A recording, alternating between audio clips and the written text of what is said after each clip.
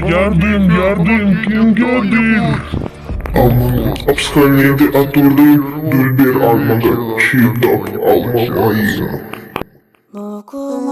Buna da koyuyor musunuz siz?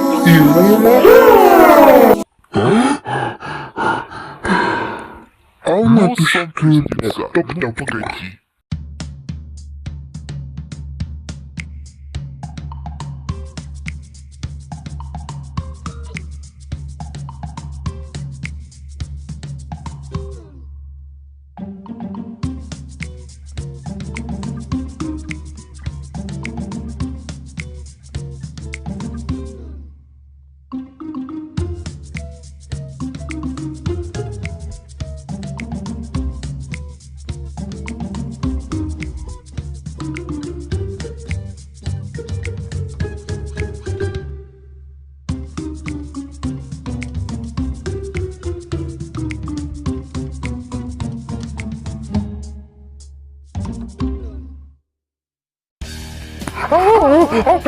Ateş, ne ola? Biz yakayım вертолетами как Ермак Керак. Без дугря, весой.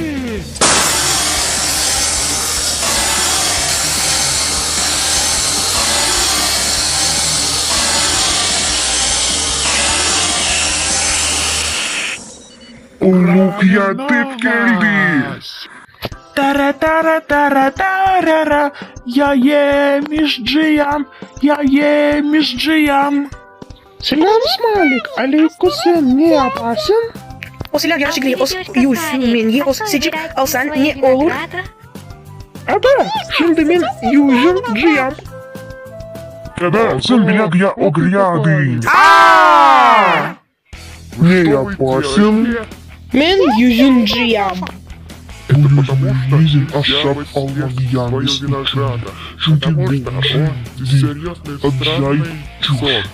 Ben şimdi seni edip alırım. Yok, bu değil.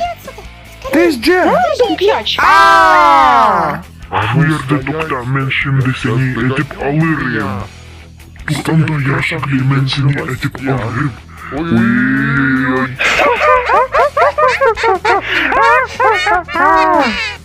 Alma yarışıklı ve Smalik. Doktor.